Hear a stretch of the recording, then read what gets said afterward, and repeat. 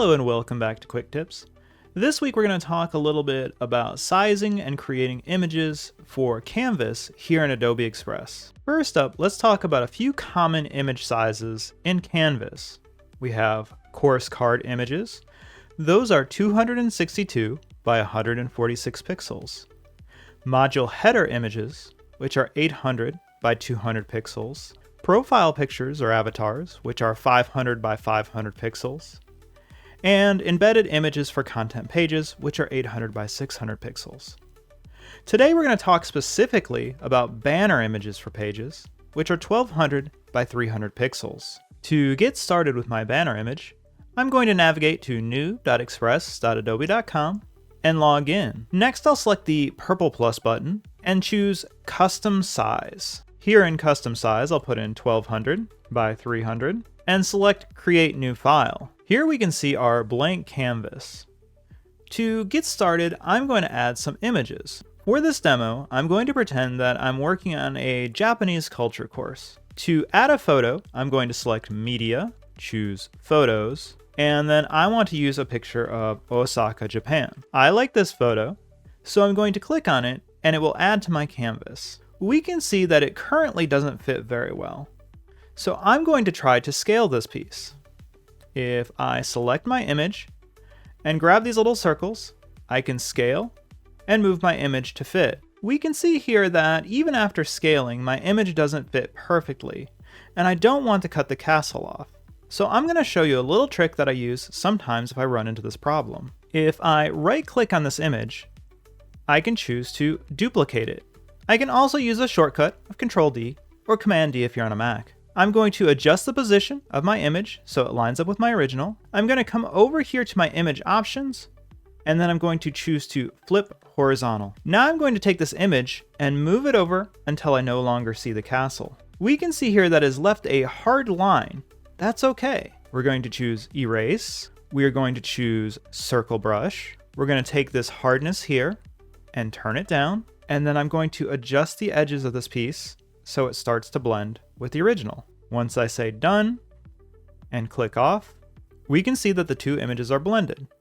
It's not 100% perfect, but once we add our graphics, no one will know the difference. Speaking of graphics, let's go ahead and add those. Here in the side panel under Elements, we have a variety of different graphics that we can use. I want a simple rectangle. If I come up here to my top row and click the arrow, I can choose Shapes and then choose a rectangle.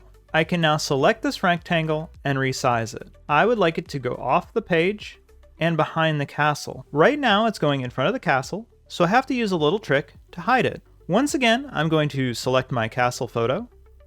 I'm going to right click, just like we did before, and select Duplicate, just like we did before. I'm going to adjust this to fit where it was. Then I'm going to choose Remove Background. Here you can see that it doesn't line up perfectly. That's okay. We can still adjust the alignment.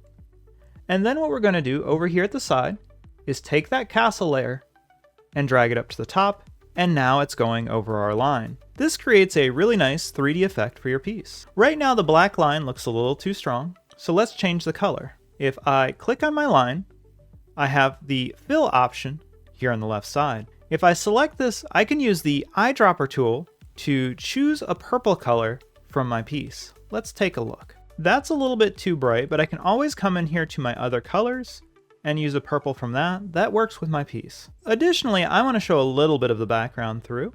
So I'm going to click over here in opacity and turn that down just a little bit so we can see some of the background through our box. Next up, I want to add some type. To add text, we select the text button, and you can choose from different pre-made text presets, or you can add your own text.